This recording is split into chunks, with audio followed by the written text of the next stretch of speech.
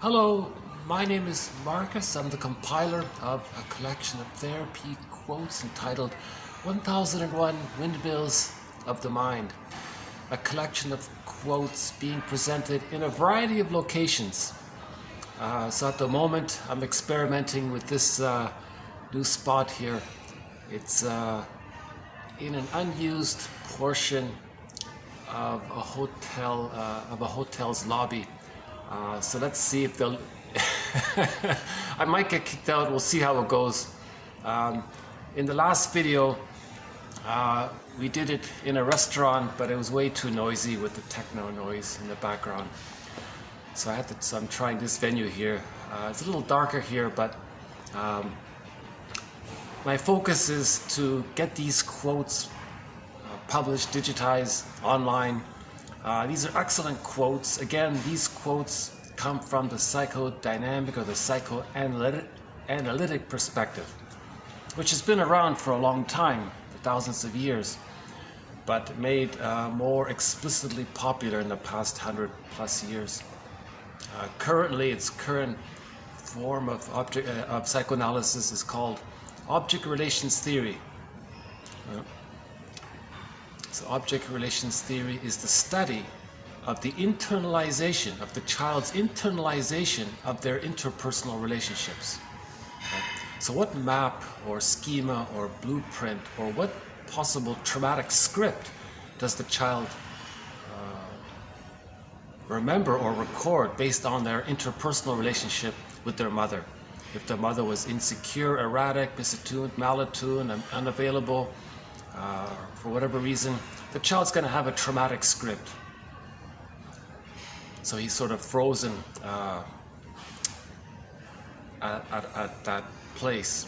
And when a child is developmentally frozen at a place where he was afraid, theory is the person's mind or psyche wants to somehow relive or recreate or reenact that scene with the mother with somebody else to see if they can magically fly back in a time machine and get a better outcome.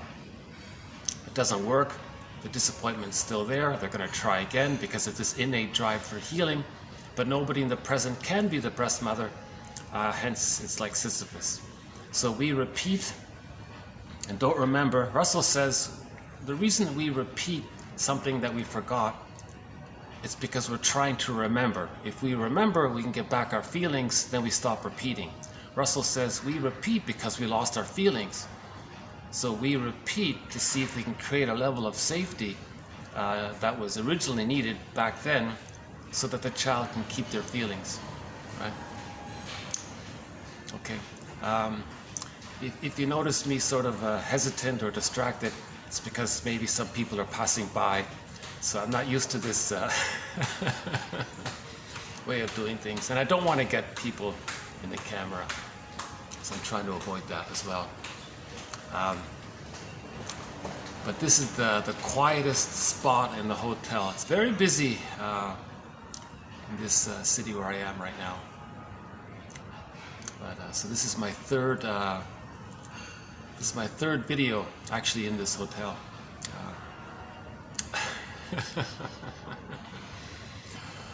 So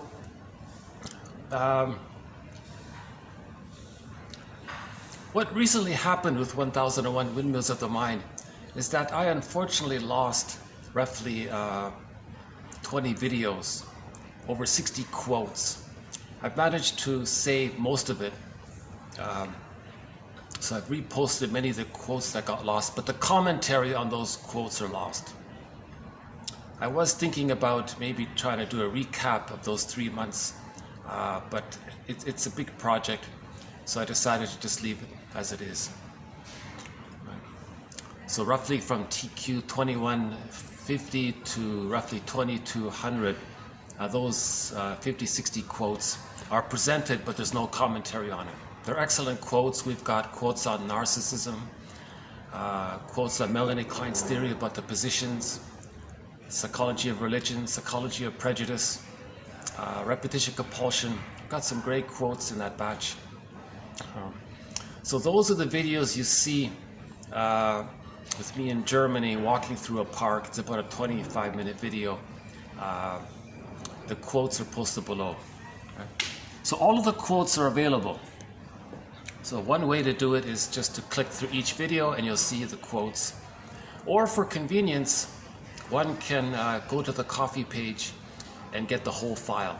5,000 plus quotes, roughly into 50 topics, themes, e-booklets, chapters, right? So projection, we have, for example, 100 quotes on projection. In the last 2 videos, we added 2 quotes on projection. Reaction formation, projective identification, identification with the aggressor, negative magic gesture, infantile megalomania, the manic defense, dissociation. Every major defense mechanism is a topic. In this video, actually, we'll add a couple of quotes on dissociation. So, basically, beginning from this video, I'm sort of going to now pick up where we left off, more or less 3 months ago. So, each video is a little unique. Each video discusses some therapy quotes within one of the 50 topics. It's really if by chance my presentation is helpful in any way. I focus on the content of the quotes being the strength of the material. Again, this is only the second time a collection of therapy quotes from the psychoanalytic perspective has ever been presented. The first was done decades ago by Gregory Bauer in his book Wit and Wisdom in Psychodynamic Psychotherapy. Again, the basic theory is the child has memories, pre-verbal, implicit visual memories before the age of 3. And these memories go in the unconscious and they can influence a person. That's the theory. If we can have some kind of way to, through inference, through observation of patterns, through repetition compulsion, get some sense of what the person is repeating in the present to see if they can get a better outcome. That helps to symbolize, accept, validate, acknowledge the pain. Then the person feels more self-acceptance, then more of what they don't know about themselves can be reclaimed back into the person and they feel more so-called whole or complete. That's the idea, the theory. So we're looking for links, we're looking for patterns, we're looking for how we unknowingly may see our wounded self, our wounded, shamed self. Remember, when the baby doesn't get their needs met, they feel shamed. That's a pain. It's repressed. The person may see their shamed self, Kerber calls it the hungry, enraged, empty part self, onto another person. The projector then identifies with the aggressor, and they want to communicate what their mother did to them. It's as if they say to the mother in the mind, look, mother in the mind, when I was a baby, I was innocent, and you shamed me. You see that non-threatening substitute other? Well, they're innocent. Now watch this, mother in the mind. I'm going to do to them what you did to me. You objectified me, used me, belittled me, didn't really care about my feelings or respect me as a person in my own right, and you ignored me, and so on. Well, these kinds of things hurt. I'm going to show you what you did to me. So here's this non-threatening substitute other. It could be their friend, their partner, whoever it is. And they're going to be kind of negative towards them or shaming towards them through their humor and so on. You see, mother in the mind, you see how I'm being shaming towards others? I'm acting just like you to show you what you did to me. I'm being just like you so that you can see what you did. Right? Bergler calls this a negative magic gesture. The person is trying to show up the mother with the fantasy that the mother will... Oh, hold on a sec. Maybe if somebody passes by, I might hit the stop button just to minimize the chance of them accidentally being on video. So negative magic gesture. So Edmund Bergler, one of our mentors, has numerous theories, very interesting material. One of them, and we have a thread on it, it's called negative magic gesture. Doing to others to communicate what happened to you as a baby. Okay, again, it's pre-verbal. The trauma before 3 is pre-verbal, so they want to communicate through their behavior. The idea is to translate the acting out behavior into words, then we don't act out. Right? We're looking for language, so we're demonstrating it hoping that someone will translate the behavior into words, then we calm down and don't need to act out, right? So the baby, wanted mother's trust. Baby was stuck in her dilemma, couldn't offer it. The baby felt shamed by it. That's a trauma. He lost his feelings. He wants to communicate this situation.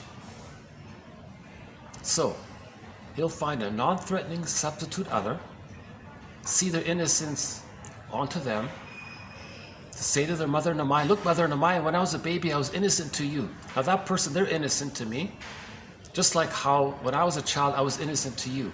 Now I identified with you. I'm going to do to them what you did to me because I want to show you what you did to me. That's one variation of prejudice, by the way, when a person is engaged in a negative magic gesture. It's not about the other person, but the other person is victimized or shamed by it, or disadvantaged by it. Because the projector wants to communicate that when they were a child, they were disadvantaged by the mother's misattunement, malattunement, using the bottle and the schedule, makes the baby cry at night, doesn't understand the baby signals, these kinds of things. The baby feels shamed by all of this. So that's a trauma. They want to communicate it. Okay. Now this repetition compulsion of doing to others to communicate what happened to them, this is an attempt for the person to express their anger at what happened, with the fantasy that the mother in the mind will think, oh, so this memory of the mother in the mind, it's not going to fly out of the person's mind, travel to where the mother is, get the mother to realize the mistake, pick up the phone and apologize, that kind of thing. Oh, that could be the manager there. So let's see. So let's see if he leaves me alone or if he's gonna kick me out here. Okay. So far so good. Okay. So negative magic gestures, that's one of our threads.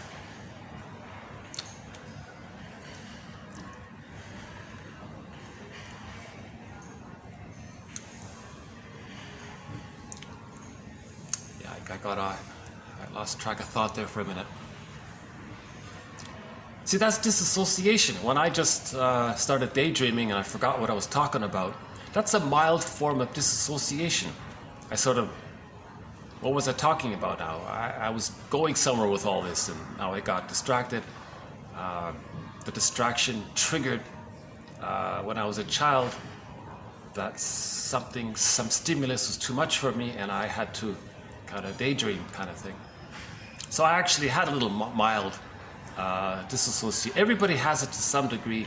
It ranges from something very mild and benign, like highway hypnosis, forgetting where you put your keys, that kind of thing, missing your stop, forgetting somebody's name, those kinds of things. To the other extreme, to the other end of the spectrum, where a person feels unreal and going through the motions in life. They feel like something's missing all the time, that kind of thing. Okay, got a bunch of people pressing. Hold on a second, let's hit the pause button here. Be right back. Okay, so the people have passed by, so let's go back. So, in this video, we're going to cover therapy quotes number 2221 to 2231.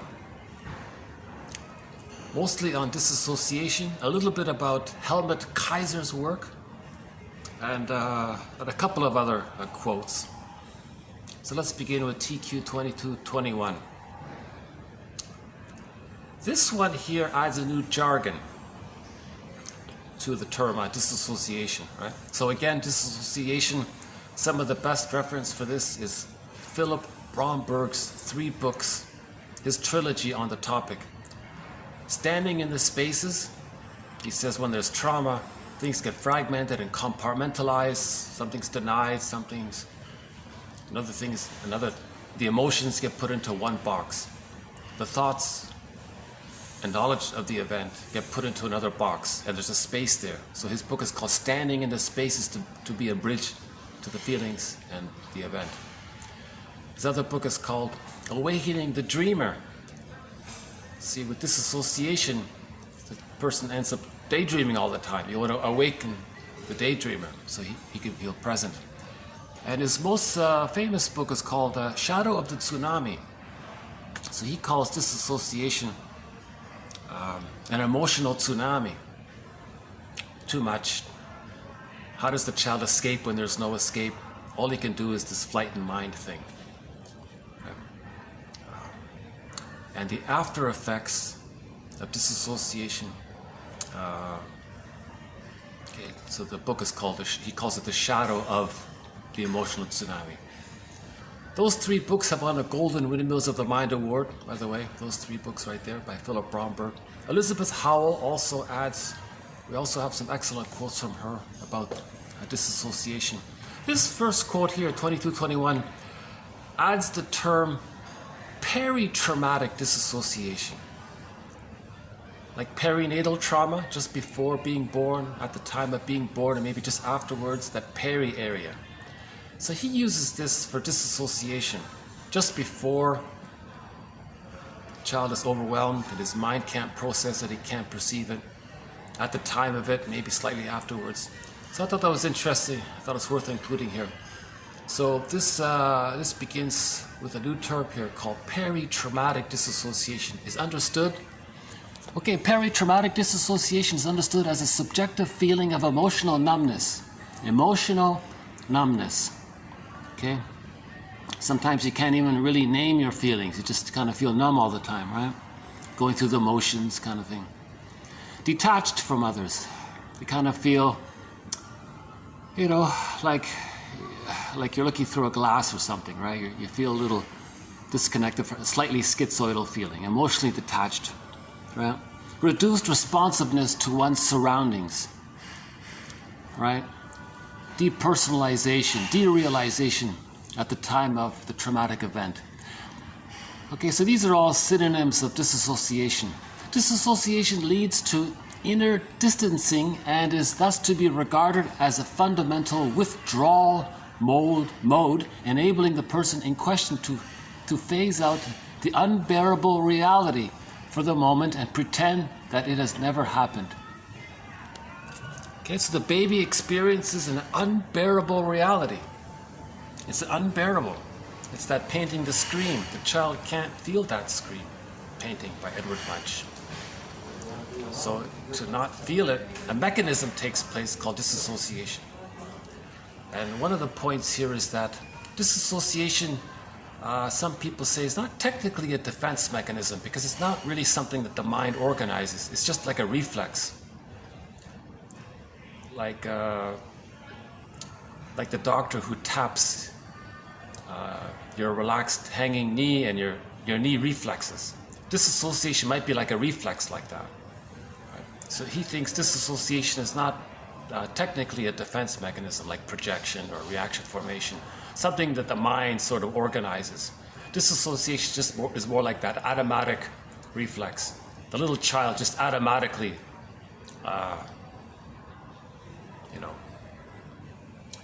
when the manager passed by, I thought I was going to get kicked out, triggered memory of, am I in trouble or something, and I a little bit blanked out or something. It just happens automatically, right? So, we have a good quote here coming up. One author of a book, this next one here, one guy was interviewed about his book on disassociation. This Chef Tez, I think it is. Someone in an interview asked him, why do you call your book Persistent Dissociative Processes? Why that phrase? He said, well, because disassociation doesn't turn off. When children are hurt very badly, it doesn't turn off. So it's like it's turned on and it can be stuck on. Then the person goes through life feeling a little unreal, right? That kind of thing. So that's a huge topic, dissociation. Pierre Genet was the guy who sort of started the topic. But let's go back to this quote here. Okay. The individual is thus protected from total perception of the event, and disassociation puts an abrupt end to acute and massive pain and to feelings of helplessness and powerlessness. However, the price for this inner distancing is high. It is assumed that peritraumatic dissociation prevents the integration of traumatic recollections into the explicit memory. Accordingly, it is considered to be a crucial element in the development of PTSD. Okay, so one symptom of PTSD is this persistent dissociative process where the person feels a little at a distance from things,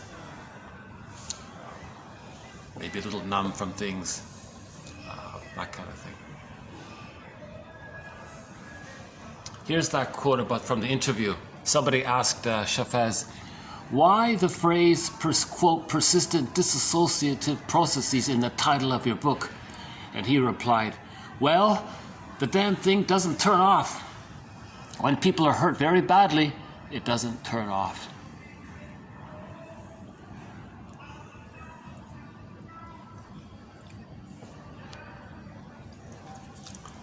See, that's the idea of repetition compulsion. The person wants to find a new level of safety so they can come into the present moment. But nobody in the present can replicate the breast mother. So it's stuck. Right? But the person's going to try. They might have high expectations on their loved ones, but they can't do it either. The nursery was a one-way ticket. That was a one-time deal. The person cannot still try to get that. The idea is to mourn the loss and be aware of it, to mourn it. Then we can come back into ourselves through the mourning process, not through still trying to get what we needed. Right? We can't pick up where we left off, so to speak, in that sense, right?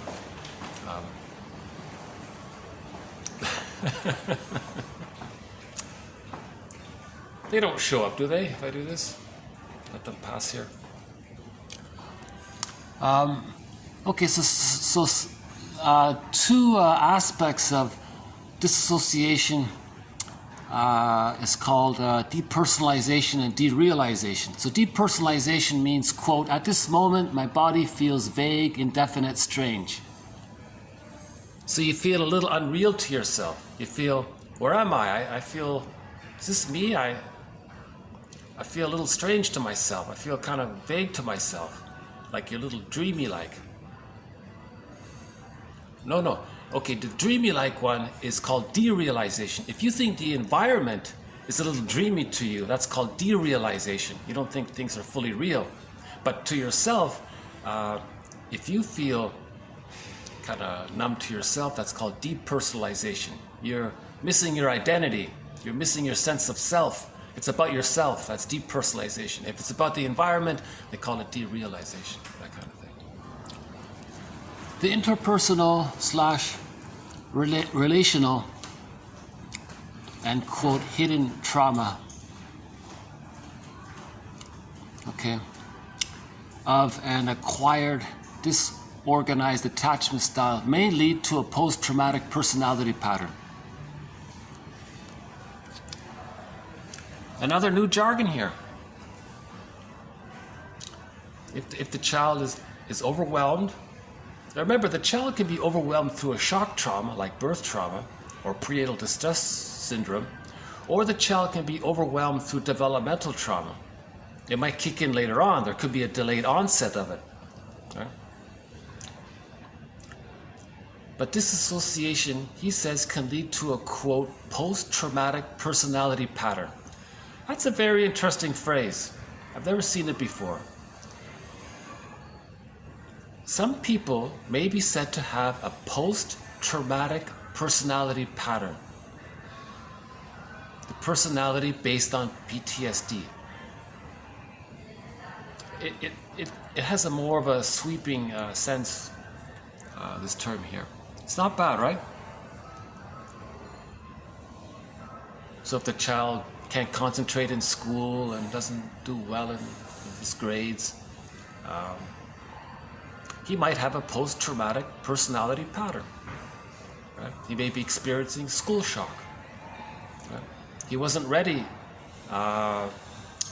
If the child didn't receive enough love with the mother, then he's not prepared to suddenly enter into school. He may be shocked. He thinks he lost his mother, and he's in this new environment. It might be a school shock, then he can't concentrate. So we have a thing called school shock. It's not a learning disability, the child is just shocked. Right? So ideally the child does have enough love with the parents, then he feels safe enough to enter into school, plus the school environment is non-threatening, so he can handle it. But for some children, the combination of not having the memory of safety from the family, plus a dramatic environment in the school, for some children, that's why they don't do well in school. They call it school shock. That quote, if you look in the search engine, it'll show up. Not a bad quote. Post-traumatic personality pattern. Another jargon is, they call it disorganized attachment. So in the insecure attachment style, it could be an anxious type, the codependent type, the clinger, the pleaser. They think they're no good and others are so good, and sweet lemons, so they're always pleasing and all that. Some people have an avoidant attachment style. They never trust anyone, they're cynical, distant. Some people have a disorganized. That phrase, as I understand it, is related to dissociation. If a person has a sort of a dissociative personality pattern or a post-traumatic personality pattern based on a disorganized attachment style, meaning the child disassociated. Right. Okay, we'll follow up on that one. That's a new term there. Disassociation works for a child because it gives a sense of personal control and power in a situation where there is none. So we state the obvious, the child is completely helpless and dependent, no motor skills, can't do anything, he can't run away, can't seek help. If the mother's abusive, the child is totally dependent on his mother, what does he do? He has no say, he has no vocal skills, can't run away, he can't, maybe he can cry, but that's about it. He doesn't really have much power in the situation. Now if the mother's abusive, the child thinks, hey, wait a minute, I'll just imagine I'm not here, make myself feel unreal, make the environment feel unreal. The child thinks, hey, he's got a little power now. He might even feel proud about this. Hey, I managed this difficult situation. I found a way to cope with an abusive mother. He disassociated. So he may actually take refuge in that and think that that helped him. The problem is he pays a huge price. Once that turns on, the damn thing doesn't turn off. That's the huge price the child pays. He may go through life with that kind of feeling of emotional numbness and so on. Right?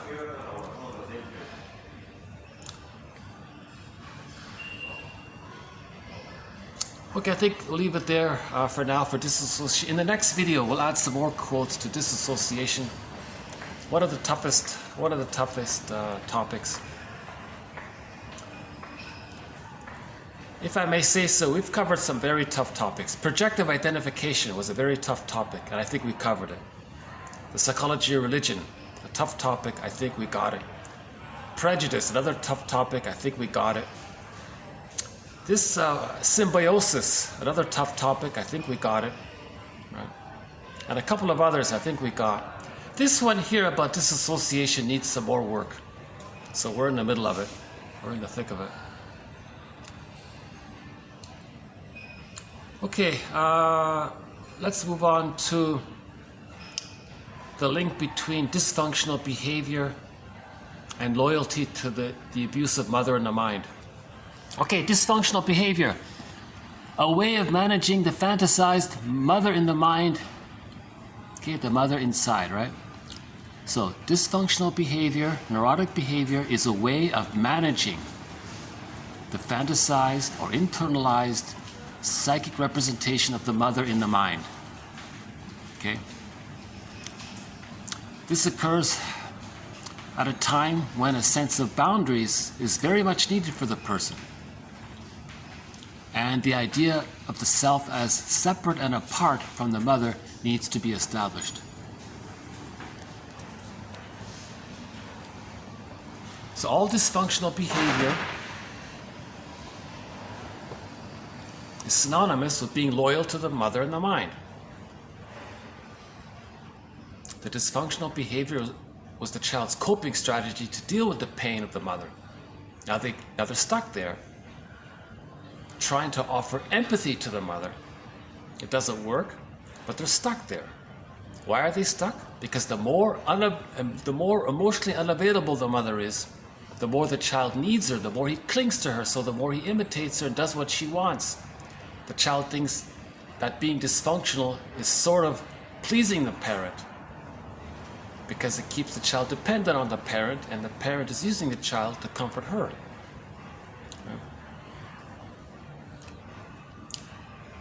hold on. Let's let these people pass here.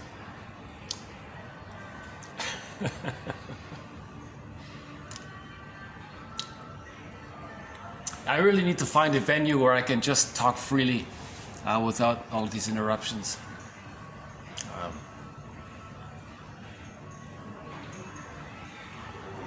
So that's a sign of trauma. Dysfunctional behavior is synonymous with being trapped in a negative symbiosis with the mother and the mind. In normal, natural, healthy development, the child is able to differentiate from the mother, and he has a sense of himself. He's a person in his own right. He's okay. The mother's a separate person, and she has a psychological self. He is a separate person, and he has a psychological self. Right? They can still live in the same roof, in the same house, but they relate more as in more of a "I'm okay, you're okay" manner. The mother's not engaged in controlling the child. The mother's okay with the child's autonomy. The mother is comfortable in her own identity to allow the child to have their identity. Right? That kind of thing. So what often happens, they say in object relations theory, is that some mothers don't want to be triggered of how when they were a child they felt separation anxiety. So if the child is becoming autonomous, those feelings may come up. So the mother may covertly manipulate the child to remain emotionally, quote, married to her. So the technique some mothers use is that the mother, Rinsley explains it, that the mother will support the child's cognitive schooling and all that, on the condition that he's psychically married to her. They call it when he's married to mom. Right, so the boy ends up with the mother complex. Then the mother knows that the child is always there. The mother can always control him, push their buttons. And we have that joke. The guy said, how does it go? Quote, "Mothers know how to push their sons' buttons because, hey, she sewed them on." So mothers might do this, some mothers do this, because they are using the child as a parent for her. They're taking comfort in the child taking care of her. So Lucy Holmes talks about this quite a bit.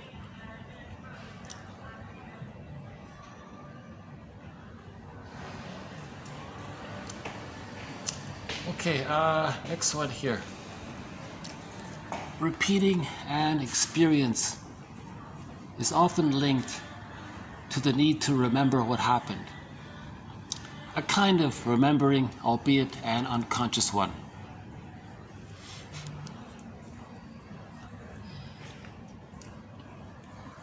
So we've done a lot of work recently on repetition compulsion. So this just adds one more quote to it. We repeat because we're trying to remember. We want to remember because we want to mourn, get our feelings back, then have our identity. The trauma is we lost our identity, so we're repeating to get back our identity through getting back our feelings by getting the safety, but the safety can't get that kind of safety, so it's a repetition compulsion. So one person called it experimental recollection. we're repeating something dysfunctional in the present, turning the present into a new edition of the past as an experiment to see if we can remember what happened in the past. See? So when we're repeating something dysfunctional, we're trying to remember. That's the positive intention. Key concept there. Okay, next one here. Okay, quote. Okay, I got a whole bunch of people here. Let me hit the pause button for a sec. I'll be right back. Hold on. I hear some more people. Oh boy. Oh, this venue is not going to work. Yeah. I gotta confess, the last video was a challenge with that techno music. This video is a challenge with the constant traffic here. Sometimes someone stares at me or something. Oh boy. So, okay, this next one here, we have a thread on how to make an I statement. Actually, in the last video, we did sort of a quick example of an I statement, Marshall Rosenberg's rendition of an I statement. Here's another rendition of how to make an I statement. It's not bad.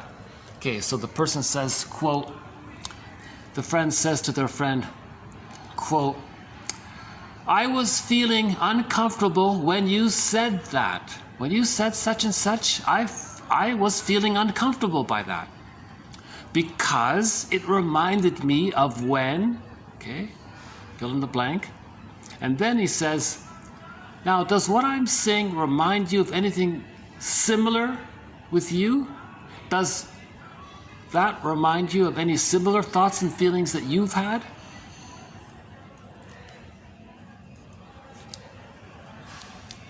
Okay, let's pause on this for a minute. It's pretty good. I overlooked it when I saw it, and I paused. I thought, oh, this is pretty good. So, the friend does something. It triggers you. What do? You want to make an I statement. One way to make the I statement is to say, dear friend, when that happened, okay, the trigger, whatever it is, something simple, something benign, but it was a trigger. It reminded you of something in the past. This is a dear friend. We agreed to meet at 5. It's 5:20. No message, and you're late. And you didn't say anything. So when that happened, I felt uncomfortable. I was feeling uncomfortable by all that while I was waiting for you around from 5:05 to 5:20. I was feeling uncomfortable. Could have sent a text or something. Because it reminded me when I was a kid at school, my big sister was supposed to pick me up. Didn't show up. She was a half hour late. I was scared during that time. And these feelings have come up now in the present. Now, does what I'm saying, does what I'm talking about perhaps remind you of something similar? Have you ever had a similar experience in your life? What I'm going through, did you have something similar happen to you? So it's an interesting little twist there. Not a bad one. I still think Marshall Rosenberg's rendition of the I statement is probably one of the best versions of it. It's called OFNR, the acronym OFNR. So for a little bit on that, check out the last video, the techno music one, the one I did in the restaurant. Next one here from the same author. Okay, a marital partnership that does not offer spontaneity does not create roles that add life and vigor to the relationship. Instead maintains old imposed roles, enacted ways of behaving that come from an old worn out conserve that causes isolation, alienation, and social inhibition of the partners. So this is the marriage. This is when the marriage becomes like sour milk. It rusts out. If each partner is transferring the childhood scene into the present with the partner, it's static, and they're getting they want the person in the present who unconsciously reminds them of the parent to change. They're not changing, so they're stuck in a role. So where's the fun, right? That kind of thing.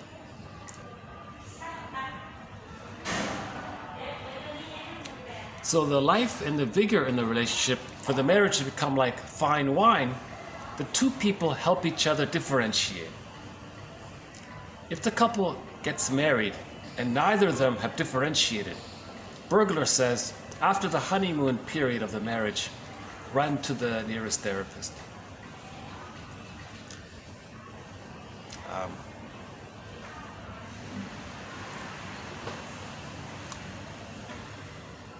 Right. So Bergler says, after the honeymoon phase of the marriage, the reason a fly got in here is because that's the outdoors right there. Do you want to take a quick peek at the outside part here? Hold on a sec. I'll show you how the mosquito got in here. Because I'm just at this back entrance here. Let's see. Yeah, see, this leads to the park in here, right?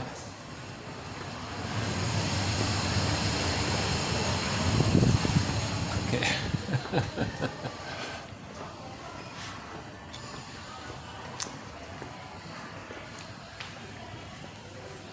Okay. I couldn't do this outside. It's 35 degrees out there, and it's very busy out there.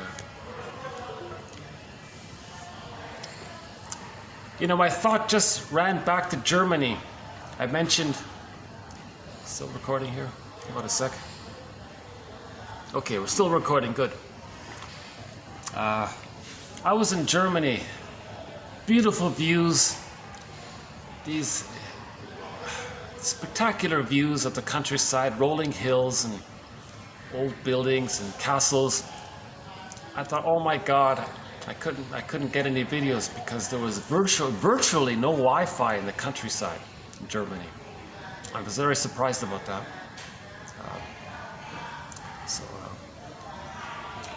Okay, anyways, the important point is these quotes are here. We've got them.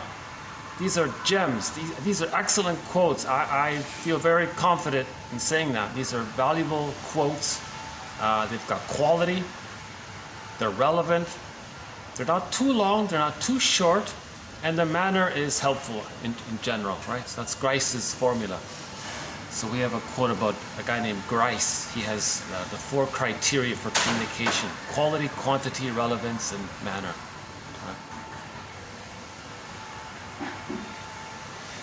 Oh yeah, back to Bergler. He says, if the marriage is in trouble, he says, run to the nearest therapist, not the nearest lawyer. Right? Because when the couple gets married, they fall in love. They recreated the symbiosis. So they actually did sort of recreate the symbiosis that was needed and missing in childhood. But that can't last forever. Just like the baby can't be in that blissful symbiotic state with his mother in the womb, during the nursing, that time. That's temporary. But in marriage, people recreate that in the honeymoon phase. The marriage replicates the separation individuation process. So first the couple fuses, it's very blissful, the honeymoon period comes to an end, then they begin to differentiate. Now you need the therapist to understand the process of separation individuation. So they both need to be seen as unique people, they all support,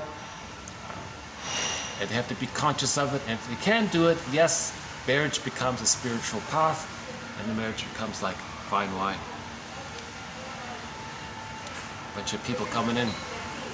Well, this became much busier than when I started, yeah? Let's see if we can just keep going here.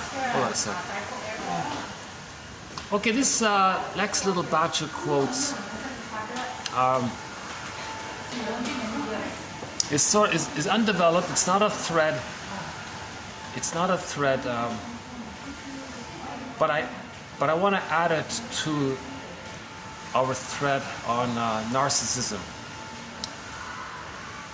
In the narcissistic pattern, the baby identifies with the aggressor. Now from the baby's point of view, he was in the one down position, the mother was in the one up position. The mother used the child. The child contained the anger of the mother, so the child felt safer. The mother felt safer by the child holding the mother's frustration. So the mother, when she feels safer, she got serotonin. The child felt stress. He gives himself up, identifies with the aggressor. Now, how does he get serotonin? He does it the way his mother did it. So the mother exploited, objectified, used him. He does that to others. That triggers how in the template, he is his mother. The mother got serotonin by shaming the child. He shames others through his negative humor. He gets serotonin. So his cynicism and dark humor and black humor, putting others down, that replicates the mother exploiting them. So this can be seen as a kind of a way the person in the brain gets serotonin. So he feels better when he shames others because that's what the mother did, and he learned, and he's doing what the mother did, to have the attachment to the mother. Remember, dysfunctional behavior is loyalty to the mother. The child can only leave the mother if he gets the love from her. If he doesn't get the love from him, he's stuck there waiting, possibly for his whole life, right? So this little batch of quotes is sort of related to this brain chemistry side of it. Another Golden Windmills of the Mind award went to Loretta Bruning's trilogy. Number 1, Meet Your Happy Chemicals. Number 2, I, Mammal. And number 3, her third book was Beyond Cynicism. Very short, easy to read, very user-friendly books. Okay, so this one here, this quote, addicted to... Okay, so there's a book called Addicted to Misery by Anne Catherine. So it's sort of similar. Addicted to prejudice, addicted to hate, he says. Okay, addicted to hate. Disengagement from an identity, even a negative identity. Okay, so disengagement from a negative identity generates reactions similar to if a person is addicted to something, right? Quote, you are withdrawing from an old psychological status. Okay, so the person may have been a cynic, a troll, one of these agents of hate, a prejudiced personality, that kind of thing, right? And in doing so, this is akin to withdrawal symptoms. So he was saying here, if let's say a person does have the narcissistic pattern, the prejudiced personality, cynical and all that. Let's say he tries to stop doing it. He's going to experience withdrawal symptoms. That's what he's saying. In colloquial terms, a bad habit or a hard habit to break, he says here. Okay, the prejudiced personality. Okay, addicted to hate, prejudice and all this. So there's a similarity between this kind of addiction to the brain chemistry with all the stress and the cortisol and seeking serotonin, right? Avoidance of the shame and shaming others to not feel the shame, and, right? And the persistence of a rejected identity. Okay, so when the child was shamed, his identity got rejected. So there's a link between this rejected identity and this addiction to negativity. We have one quote that said, if you have a problem with your identity, take it up with your parents. Okay, neurological consequences for a number of activities such that people will like and thus tend to repeat, quote, anything you can do that turns on these dopamine neurons. Under certain conditions, for example, strong ties, high levels of commitment, long-term exposure, social environment, and relationships may generate neurophysiological changes over time.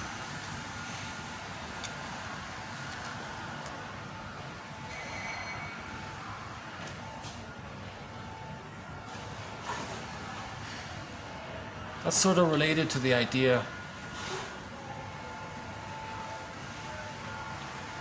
I got a staff member there. Hold on a sec. It's very similar to that narcissist flower. A person with a narcissistic pattern is chasing his infantile megalomania because he didn't get the love for it to be resolved or dissipated naturally. Okay. In the next video, we'll have a quote about this. So the flower they chose to represent a person with a narcissistic pattern is that little flower, narcissus. And someone said that this flower has a narcotic quality. Narcissus comes from the flower. The character narcissus comes from the flower narcissus.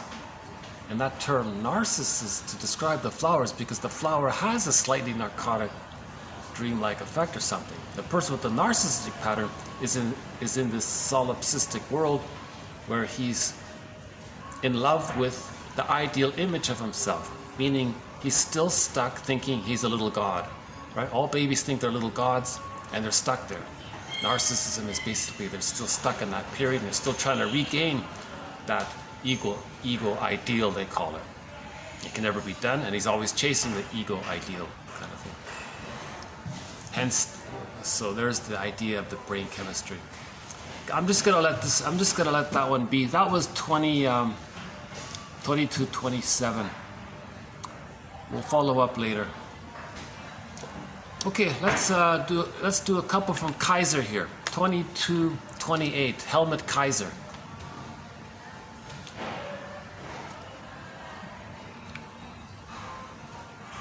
Okay. Hi. Okay, Helmut Kaiser. I mentioned him in the last video.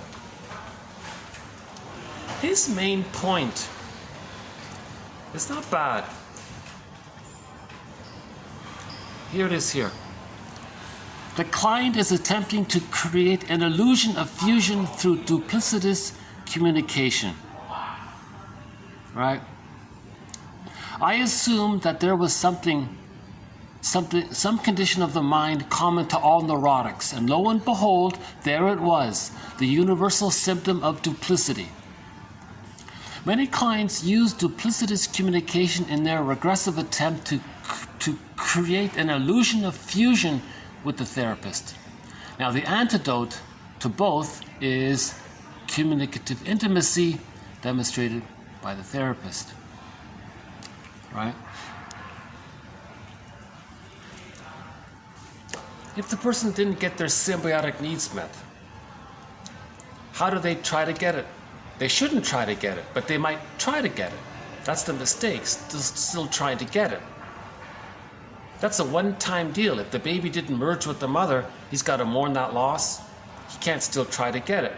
But religion and yesterday we talked about Jung, these kinds of things, it's an attempt to still try to get it. Another way to still try to get it is by making things vague and confusing, leaving it open to assume they said something and you can respond through a mind-reading fantasy there. So you're creating an illusion of fusion to recreate the symbiosis with the person. That's why the person's vague and things are confusing and there's equivocation. He flip-flops and do you mean that? Did you mean that? And you don't question that and you're in a double bind and you expect him to think that. Maybe he has a need for fusion. So when things are vague like that, it helps promote the fusion. He thinks this is the core issue with clients. So you make I statements and you break all that. You promote differentiation. Right? That's what he says here. The therapist's activity was to point out how the client defended himself from awareness of his true feelings, needs, wishes, and motives. Quote, you arrange yourself thus and so. Okay, to describe to the client how he felt the client was dealing with unconscious conflict. So he was talking about Kaiser as well. So Kaiser would emphasize, you engage in this defense mechanism to not feel whatever it is you don't want to feel. So defense before content. So the rule is you point out the use of the defense mechanism, creating the illusion of fusion, to not feel that you didn't get your symbiotic needs met. Right? The events before content. Another one from Kaiser here. Okay, the neurotic individual communicates in such a way as to give himself the feeling that he is not really responsible for his words and actions. The task of the therapist, Kaiser wrote, is to behave in such a way as to promote in the client a feeling of responsibility for his words and deeds.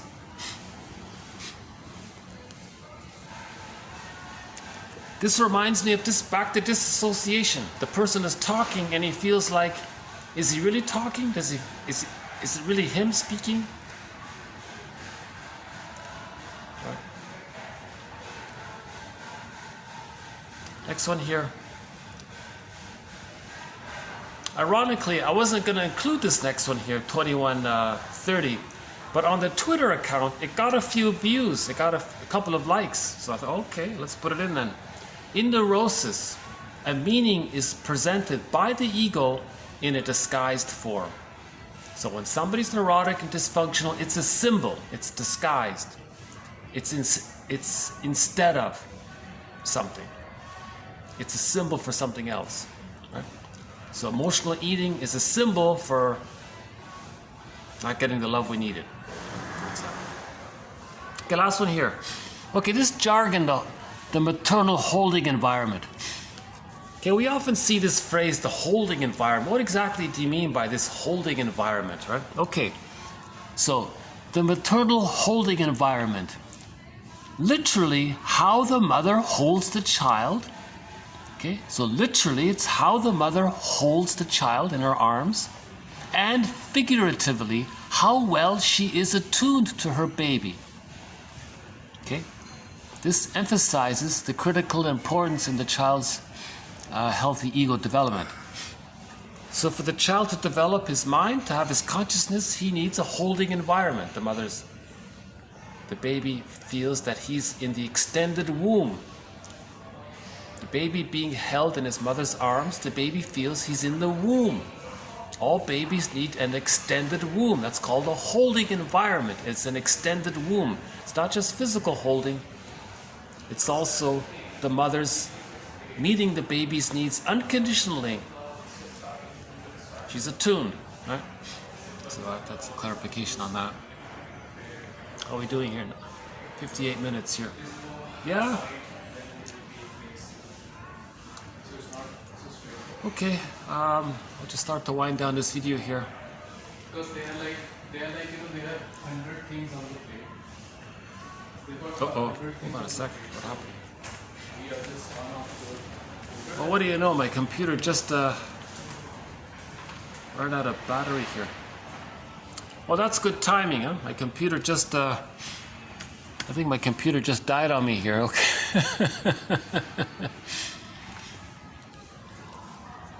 So we won't play the song. I was going to play a song at the end here. So we'll have to skip the song. Well, that's lucky with the timing there. It just ended there.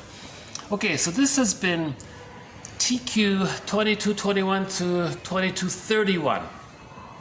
Okay, so we're building out our quotes. We now have 2,231 quotes. Therapy quotes to 1001 Windmills of the Mind. Should we do another little walk around? Hold on a sec. See, there's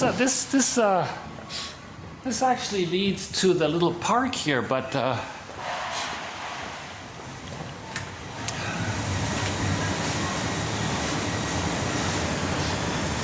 this goes into the park here, but it's just so. Well, I don't think she's going to steal my computer, so let's do a quick pass through here.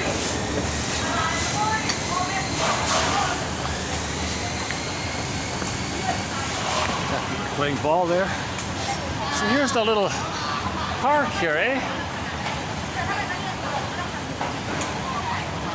See, I couldn't do this outside here. It's just way too. You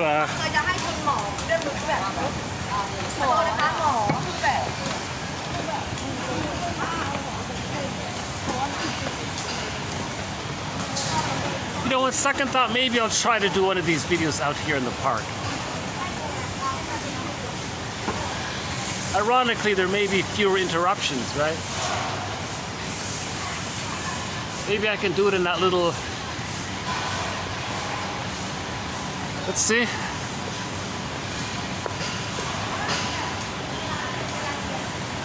Maybe I can do it in that little pagoda over there, a little pavilion.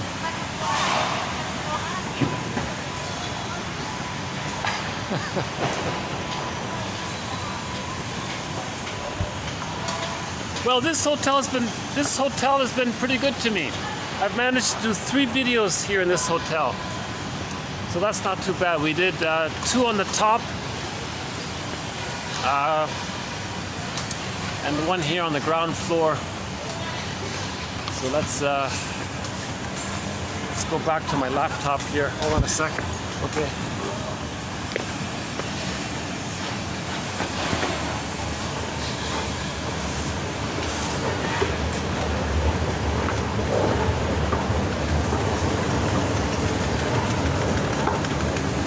We'll keep adding some excellent quotes to our collection.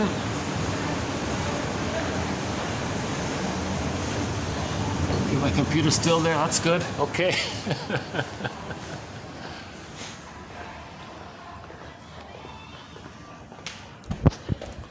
Normally I would end with Katja Epstein's German rendition of the song Windmils of the Mind, which is our theme song.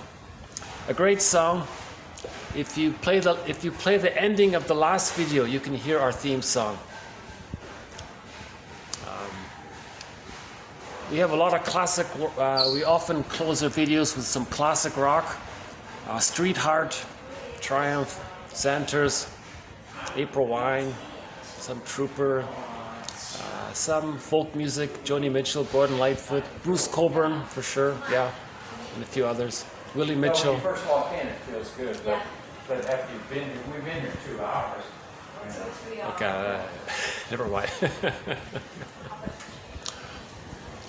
So, I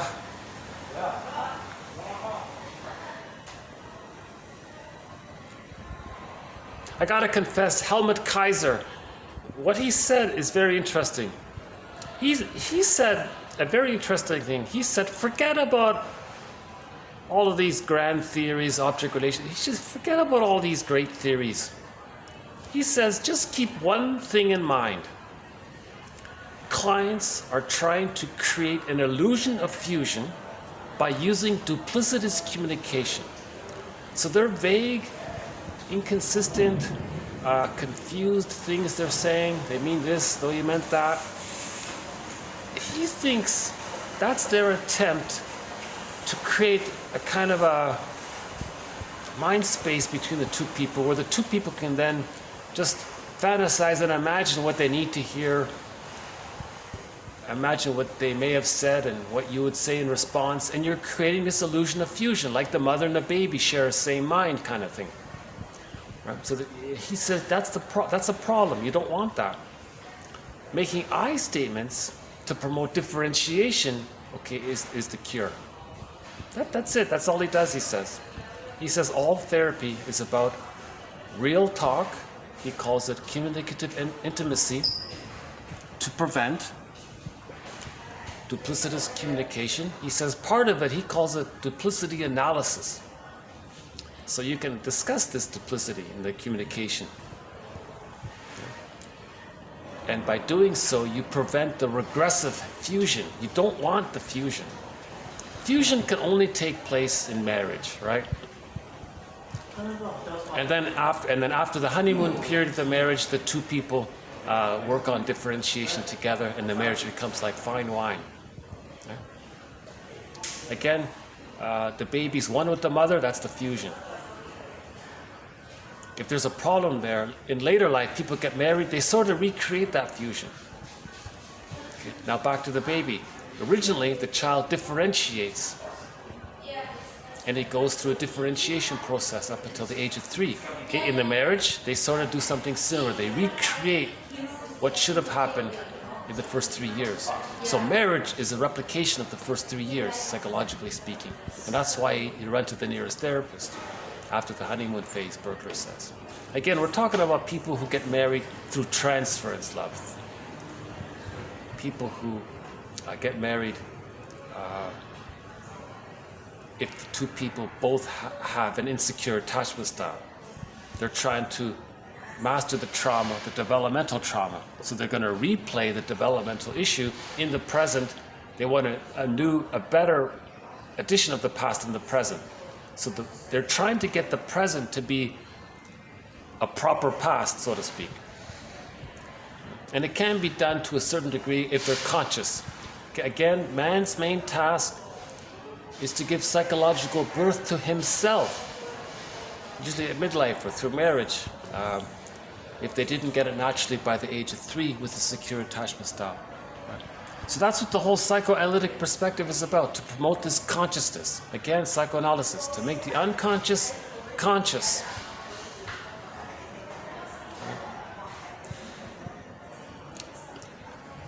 Okay, I'll just maybe hit the pause button here.